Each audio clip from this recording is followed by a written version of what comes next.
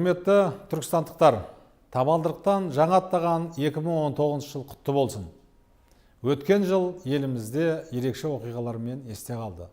Бірлігі бекем қазақ елі елбасымыздың саясатының арқасында биік шыңдарды бағындырды.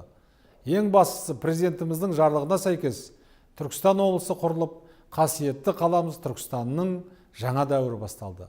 Облысымыз үшін өткен жыл жемісті әрі жеңісті болды. Өнеркәсіп өнімінің көлемі 409 миллиард теңгеден асты. Жаңа кәсіпорындар ашылып, кәсіпкерлікке қолдау көрсетілді.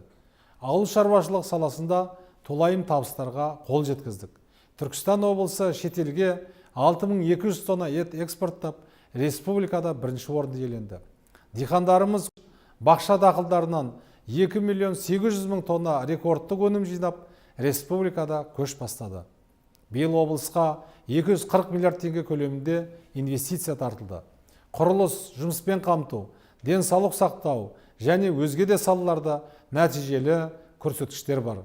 Мұның бәріне Түркістан облысының еңбек сүйгіш халқы сіздердің арқаларыңызда қол жеткізілді. Қадірменді жерлестер, биыл президентіміз Түркістан облысына жұмыс сапарымен 2 рет келді.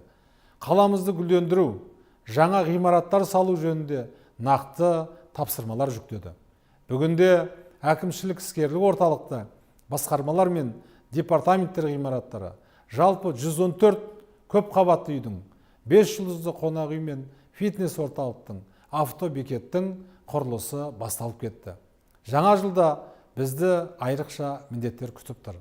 Түркістанды шын мәніндегі түркі әлемінің мәдени, рухани және туристік орталық ретінде дамытуымыз қажет. Біз тарихи бетбұрыстар мен өзгерістерге толы бір жылды артқа тастап, жаңа жылға қадам басып отырмыз. Бұл мерекеде жылы сөздер, ізгі ниеттер, ақ тілектер айтылады.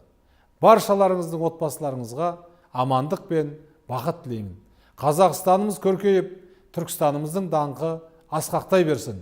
Жаңа жыл құтты болсын.